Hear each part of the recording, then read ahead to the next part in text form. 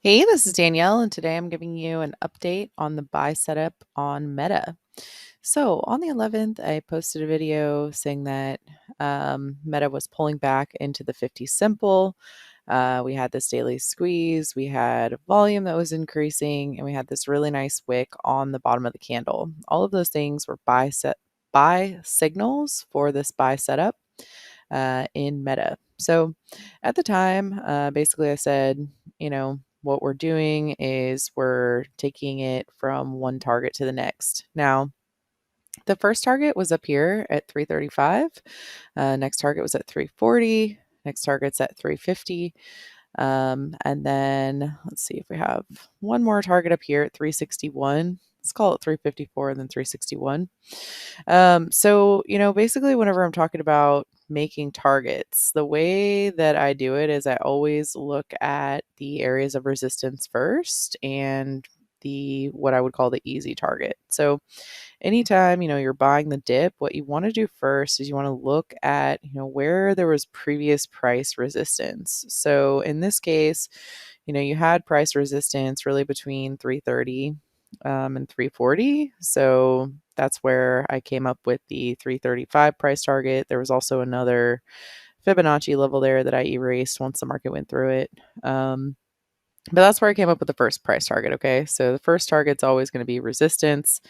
That's the quote unquote easy target. Now, the great part about this is that once it gets up into resistance, you don't ever know if it's going to go through that resistance or if it's going to fail there. So you have to manage your trade based off of if it actually goes through the resistance or not, right? So in this case, Meta was a little bit sticky at that 335 price point. You can see 1, 2, 3, 4 trading days. It was stuck around that zone. If you did have a trade targeting that zone and it was a shorter dated options trade, that would have been a perfect opportunity to take that off. But if you're in it for the long haul, and you're trying to make the 340 target and then 350, you want to look for price action that's exactly like this.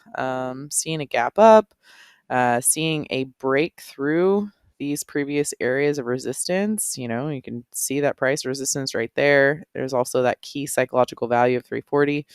Um, Anytime you have a candle that is a wide range expansion candle, which just basically means the candle is about 2 to 3 times the size of the previous candles, all of those things are signs that you have broken through resistance and you're onwards and upwards to your next price target. So we've basically made 335, we've already made 340 and 345. So that means our next price target is 350. Now, when you look at this and you say, okay, well, you're up 3.5% today. It's a great move. If you look at the way that it's traded on an intraday basis, you can see that it's continuing to climb higher throughout the session. These are all great signs that this thing will continue, and good reasons to hold on. Now, you could also say, all right, well, what if I bought all the way down in here on the when it was down at 322 and that was on December 11th or December 12th, should I take profits? It all just depends on what kind of trades you have on, how many days you have left on your options, what kind of strategy you used, if you use long calls, if you use butterfly. But ultimately what I'm always going to do is I'm going to combine the dollar price target with whatever strategy I have. So, for example, I like to scale out at some of these lower price targets and hold on to a little bit for the upper price targets because the thing is that you never know that you're gonna get the full targets, right? In this case, the setup looks pretty good. I would have a pretty high degree of confidence that we're at least gonna get 350 out of it.